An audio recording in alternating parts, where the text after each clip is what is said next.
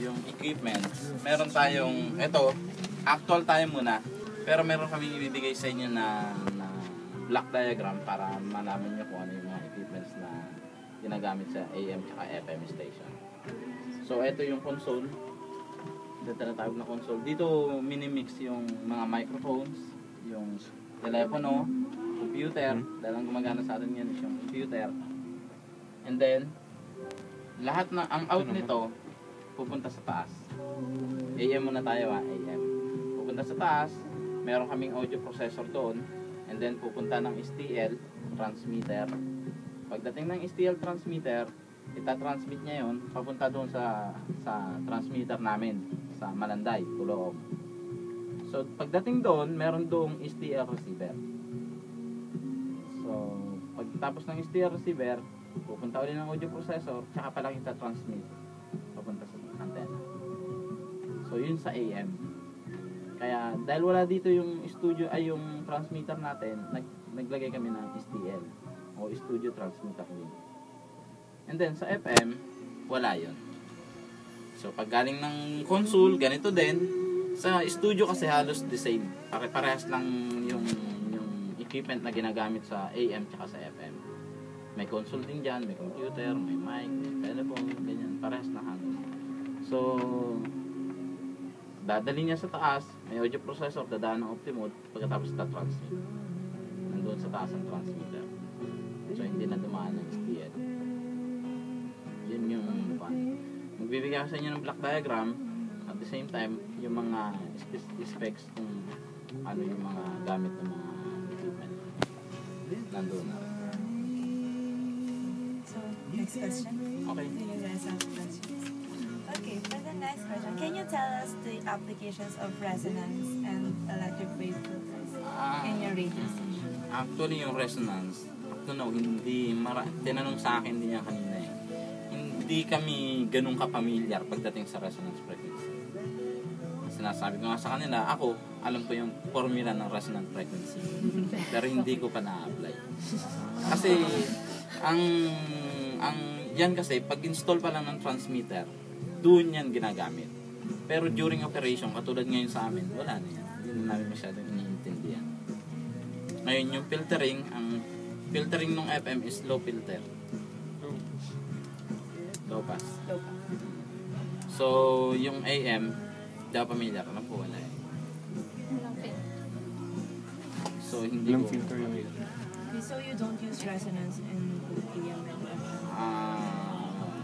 Hindi ako ganun kapamilyar. Kasi bumili kasi kami ng bagong transmitter. Kahit yung filtering, included na siya doon. Nakalagay niya sa loob ng transmitter. So, hindi kami naglalagay niya na excluded o maglalagay tayo ng ganito, resonance frequency, maglalagay tayo ng filtering para ganyan. Hindi kami gumawa niyan. So, kalimitan yan, ini-install na pagka naglagay ng bagong transmitter. Ganun. Kaya hindi namin masyadong F1 na talaga wala. hindi yan ginagamit sa daily time basis. Frequency nila yun lang. So, apart from what you said a while ago about the differences of FM and AM stations, what else are the differences? Ang AM station, amplitude modulation. Alam niyo naman siguro yan, yung AM station. So, ang amplitude modulation gumagamit ng dalawang propagation. Isang skywave at isang ground wave. Ground wave propagation. Para magkaroon tayo ng amplitude modulation. Unlike sa FM, na isa lang. Skywave lang. Okay? Ngayon, nagkakatalo din yan nagkakaroon din ng diferensya yan doon sa frequency. Dahil yung AM, nasa medium frequency lang. Unlike sa FM, na nasa PHF. So, AM, kilohertz lang. Yung FM is megahertz. Yun yung talagang malaki ang pagkakaiba. Pangalawa, sa pagtatransmit, ang AM, kailangan niya ng magandang groundings. Dahil nga sa ground propagation. So, ang FM wala na. Sa pagtatayo ng tower yan. Yung tower ng FM, lalagay lang sa taas ng building, okay na yun. Hindi katulad sa AM na dapat nasa matubig na lugar. Yan. Kasi may groundings. So just an additional question. What is easier to operate, an station? Almost the same.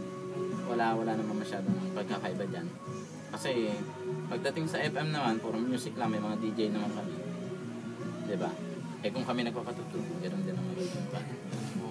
Hindi high pass. Pero ang medyo nagkakaiba lang dyan, pagtatayo ng tower.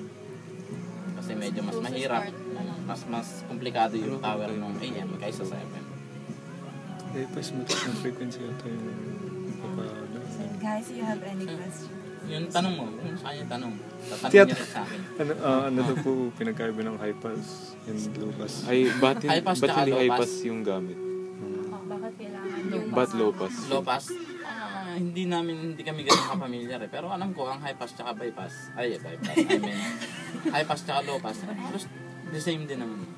Yung nagre-reduce lang din siya ng amplitude eh. Kaya, hindi namin alam. Included na kasi yun sa transmitter eh. Kalimitan ng, siguro tatanungin natin dyan, yung nagpo-produce ng transmitter. Kasi sila makakapag-explain ng detalyado. Pero sa amin na operation, hindi namin napapansin na. ano po ba? AM. Ito AM to. Yun nandoon sa loob, yun yung FM namin. Ganito rin po yun. Oo, may console din pero medyo mas iba kaysa dito. Ibang acoustic doon. Wala ba nakikinig sa inyo sa Melo doon? Ay, sa Melo. Ikaw nakikinig ka? Wala. Nakikinig. Kapag sa kotse. Sa kotse lang. Oo, dahil hindi kami nasasagap sa bahay mo. Ay, diba? Hindi. Joke. Hindi naniwala. Hindi. Kalimitan nasa kotse yung nakikinig. Wala sa bahay. Sa bangko. Yung mga nasa kalye, hindi na nakikinig sa nosebleed. Kaya ayaw. Mga taga-Lasal din kasi mga kanan. Mga DJ. Kaya yun. Lasal at UP. Magkakaway-away sila dun sa loob. Walang USB. Meron din. Meron din. Kompleto kami dyan eh. Kaya pinag-iwalay Pwede na namin. UAAP. Nagpupustahan sila. Ayos ko yun. Kaya hindi namin pinagsasama-sama masyado. Nag-aaway-away. Ang sorte niyo kung Lasal yung sa loob. Oo, Pero hindi. Kabay. Pero hindi niyo kalaban. Mahirap. Kalaban niya Ateneo eh. Ateneo pa rin Hindi tayo papapasukin doon. Mamaya na, hindi niyo ako matapos. Ganun. So ano ba? Questions. Question? Sige, tanong ng tanong.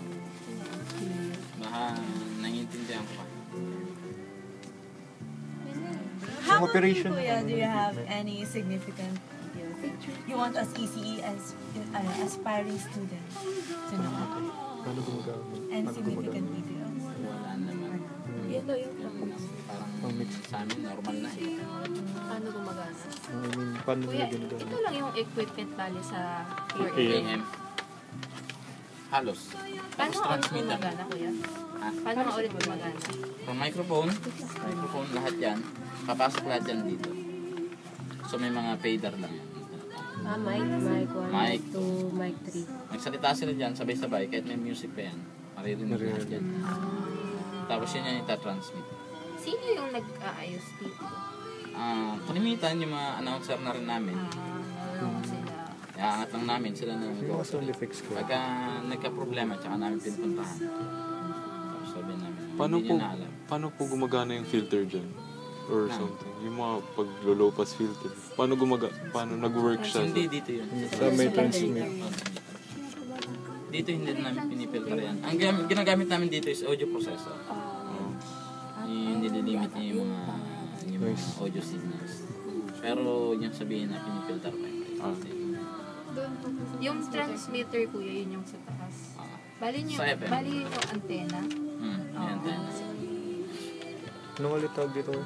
Console. Console. Radio on air console. Audio processor. Basa. Hindi. Hindi yung processor. Iba yung audio processor. Nasa taas. Nasa taas. Kalimitan ng audio processor, optimum.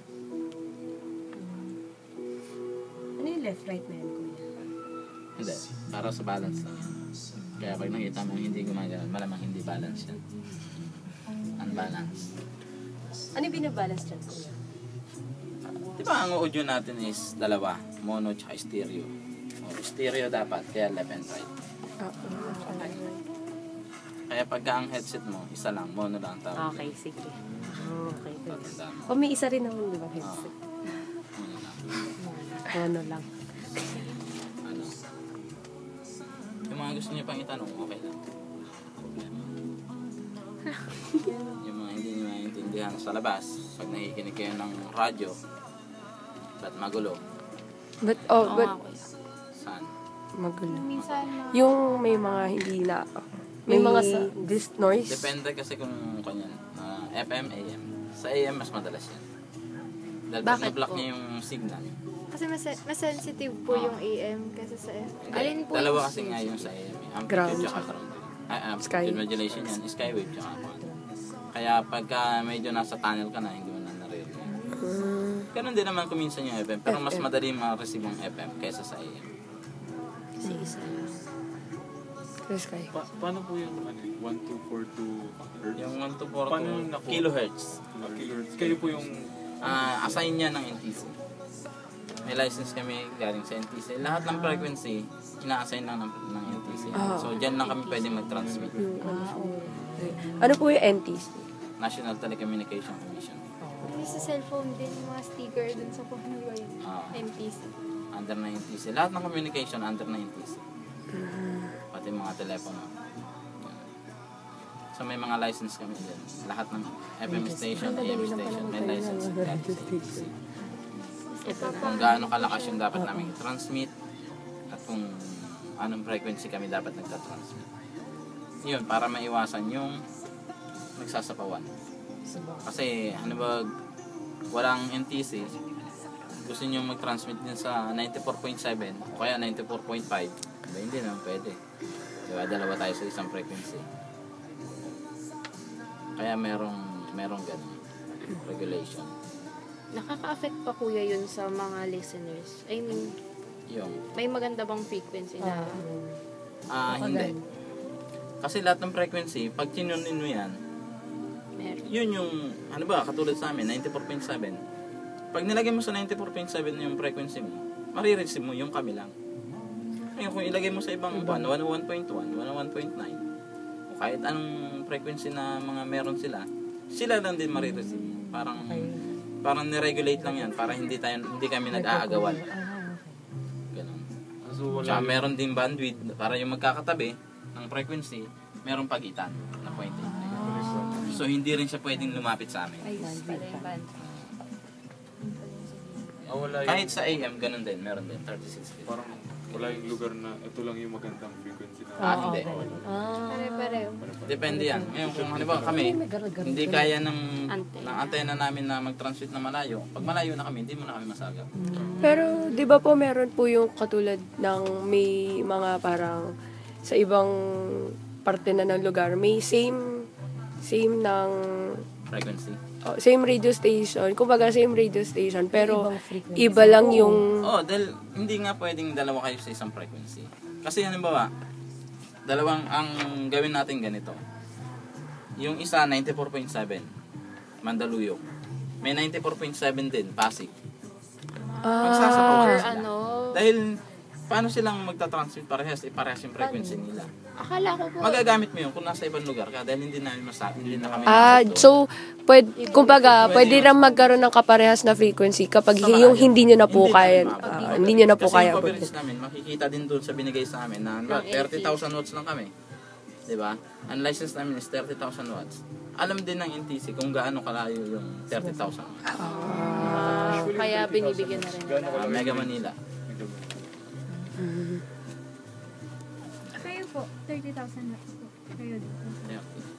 Pero lahat ng FM station, 30 yung transmitter, 35 yung transmitter namin. Hindi yun ang tinatransmit niya. Kalimitan mga 20-25. Bakit kuya? Kulang. Hindi kasi pwedeng percent yung transmitter. Dahil baka masira naman.